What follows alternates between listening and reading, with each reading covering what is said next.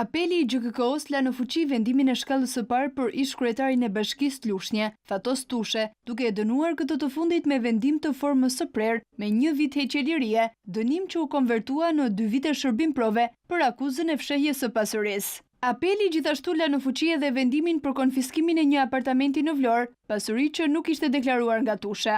Organi i akuzës provoi se ish-kryebashkiaku i Lushnjës nuk ishte deklaruar një apartament me sipërfaqe 82.33 m2 në lungomare të Vlorës, as shpenzimet për blerjen e kësaj prone, as punimet dhe as mobilimin e objektit. Në shkallën e parë, çështja u shqyrtua me gjykim të shkurtuar, ku gjyqtarja Flojera Davidi dënoi Tushen me 1.6 vite burg, dënim që zbriti në 1 vit. Gjyqtarja e çështjes vendosi pezullimin e dënimit duke e vendosur në 2 vite shërbim prove, me kushtin që të mos kryej asnjë vepër penale.